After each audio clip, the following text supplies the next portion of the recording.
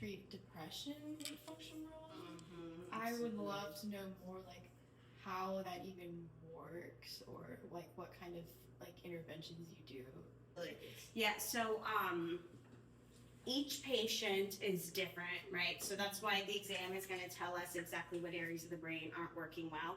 But there's a large commonality with that dorsolateral prefrontal cortex, okay? And so it could be that the dorsolateral prefrontal cortex has decreased its activity because of another cortical area that's decreased. It could be a cerebellar area that's decreased.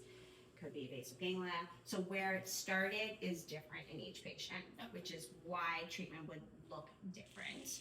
Eye movements really help us localize the exact area that is problematic and not working well. And so really when it comes from the frontal lobe, we're looking at the latency. So when you see these long latencies of saccadic eye movements, it takes longer to initiate this fast eye movement.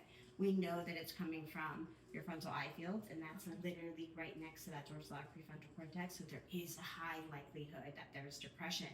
Now, I treated several patients that come in with depression being their main symptom, and they may not necessarily have a history of brain injury, things like that. But when you do have a history of brain injury, there's a higher likelihood to suffer from depression because of that. The other thing that's impactful too, and to remember, is that dorsolateral prefrontal cortex is not only involved with depression or mood, it's involved in working memory. So that's where you also see this slow cognitive processing, decreased memory capacity, things like that. So there's a big overlap, and the dorsolateral prefrontal cortex does a lot more than just that too. So, which is why you also see with concussion, there's a large range of symptomatology happening. Yep.